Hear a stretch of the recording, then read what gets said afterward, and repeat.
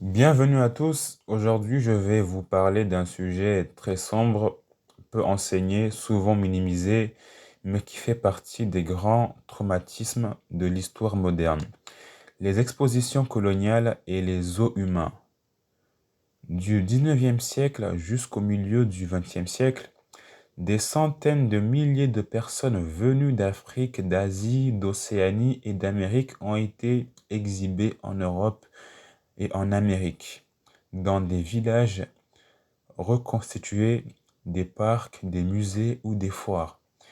Ils y étaient montrés comme des curiosités, des sauvages, des êtres primitifs, à une époque où les idéologies racistes étaient présentées comme scientifiques. Beaucoup avaient été amenés sous de fausses promesses, voyage, travail, éducation, opportunité, alors qu'en réalité, ils allaient servir de spectacle vivant enfermés, observés et exposés. C'est une histoire difficile mais essentielle pour comprendre la construction du racisme moderne, l'imaginaire colonial et les mentalités occidentales de l'époque. Premièrement, les expositions coloniales naissent dans un contexte particulier. Le 19e siècle, celui de l'expansion européenne, de l'industrialisation et des théories pseudo-scientifiques comme le darwinisme social.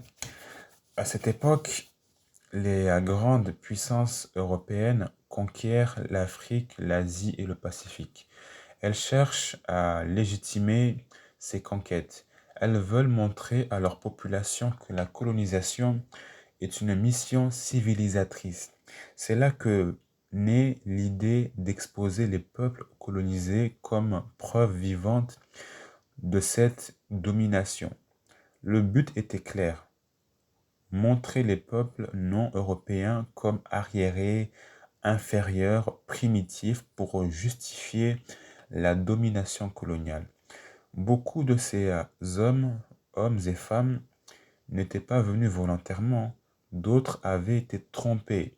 On leur promettait un travail, un salaire, la possibilité d'apprendre, un voyage en Europe présenté comme une opportunité. Certains pensaient participer à des expositions culturelles où ils pourraient montrer leurs traditions, vendre leurs artisanats. Mais la réalité était tout autre. Ils allaient être montrés comme des animaux, souvent derrière des barrières, dans des enclos ou derrière des palissades en bois.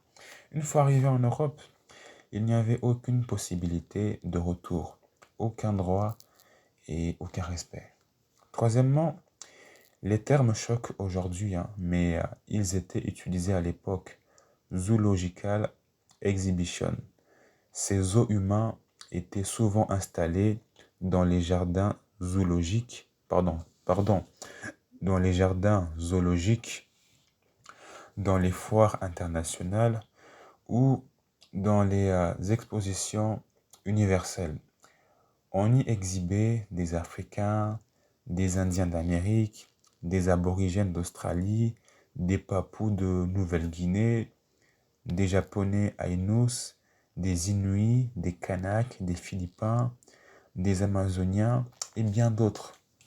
Ils étaient forcés de vivre dans des huttes reconstituées, porter des vêtements traditionnels même en plein hiver, danser, simuler des scènes de vie ou participer à des spectacles humiliants. Les visiteurs venaient les regarder comme on regarde des animaux exotiques. Quatrièmement, la France fut l'un des principaux organisateurs de ces expositions. Les plus célèbres, celle de Paris en 1889, celle de Paris en 1890, de Marseille en 1906 et aussi en 1922, et aussi de Paris en 1931, qui est la plus grande exposition coloniale de l'histoire. En 1931, près de 34 millions de visiteurs se sont rendus à l'exposition coloniale. Des milliers d'indigènes y étaient exhibés. Les Allemands organisaient des Volkera, Showen, littéralement des spectacles ethniques, des Nama, des Herero, des Maasai, des Ashanti, des Linguites et bien d'autres y furent exposés. Au Royaume-Uni, dans la ville de Londres et de Liverpool, les Africains ou les Indiens d'Amérique étaient montrés dans des ethnological shows. En Belgique,